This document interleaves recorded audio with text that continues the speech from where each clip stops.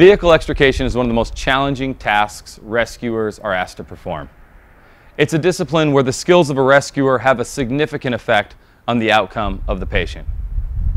Even an evolution as simple as door removal can make the difference in a race against time. Hi, I'm Brock Archer. In this training, we're going to look at basic door removal, and we're going to hopefully help polish your skills so you can get a more consistent result. To get a good result with door removal, we need to understand the construction of the door. Let's take a look at this door. Certain areas of the door are hard areas, they're reinforced, they're good areas to push or pull from. Other areas of the door are weak and are going to tear on us. The outer edge of the door, where the skin is folded over and often only glued onto the door, are the weak areas of the door. The strong areas are the latch area of the door and the bend where the door turns inside. So if we're going to push on this door in an attempt to open it, we want to keep our spreader tips up in between the inner bend and the pillar of the B pillar of the vehicle. It used to be taught that you attacked the door right at the latch, made your purchase point on the outside of the skin of the door and attacked right at the latch. But you can see if we do that and get our spreader tips on the outside edge of the door that we're going to tear the door, which often happens when we're attempting to do door removal. As an alternative, what we can do is we can create our purchase point high on the door, and then, using the leverage of the door, work our way down on the inner turn of the door with the spreaders, working our way down to the latch, and then taking it at the latch backing. Let's take a minute and look at getting a purchase point for your door removal. It's often been said that the accident may create an opening that you can use for a purchase point. This is usually not a good idea because this area has been compromised and the integrity of the door has been lessened. Therefore, attacking it from an area that has been opened up by the accident will often lead to the door skinning and coming apart on you. One suggestion is to start your purchase point up high on the door. You can do this using a vertical crush method, which we'll show you in a minute, or using a Halligan or a pry bar to open up the door high.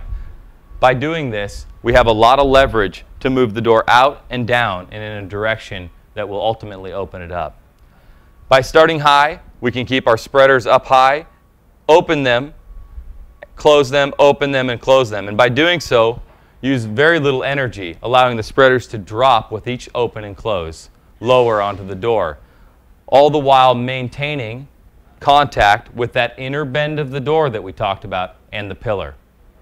When we reach the latch of the door, or the latch backing of the door with the spreaders, down low, that's when we can take the spreaders all the way and roll the door off of the latch, opening it up. If at any time during the evolution the door skin peels, you'll be okay because you're still on the inner turn of the door. Oftentimes when a door is jammed shut, the door frame has just been tweaked a little bit. Typically just a couple of little pushes with the spreader and the door would pop open. But it doesn't because we're fighting the latch. If we can keep the latch of the door in the open position, the door will come open much more easily. We can do that by shoving a racquetball into the door handle or by someone manually holding the door in the open position. Here we're in position to do a vertical crush to get a purchase point on the door. Notice the position of the spreaders. We've got the bottom arm of the spreaders close to the outside of the door. And we've sunk the top end of the spreaders to where it will push the door down and out, moving the door always in the direction of opening it.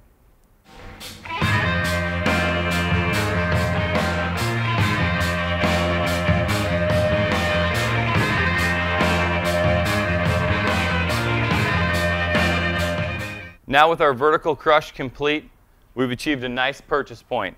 We can bring the spreaders now into the top of the door on the door sill where we have a lot of leverage, and we can work them down on that inner turn of the door and the pillar, dropping the spreaders as we go until we reach the latch where we can take it home.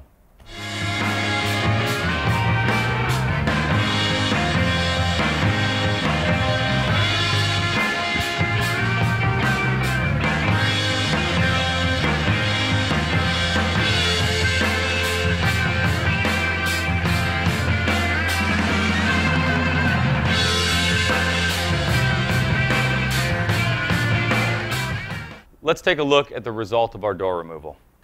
If you notice, he kept the spreaders on the inside turn of the door all the way down to the latch.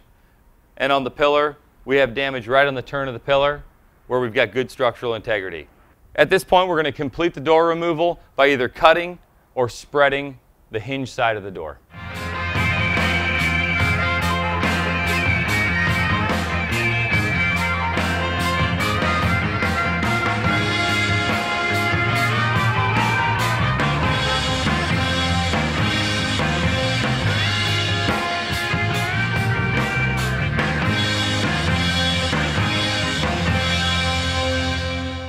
So one consideration when we're removing the door with the spreaders on the hinge side of the door is we want to stay as close to the hinge as possible.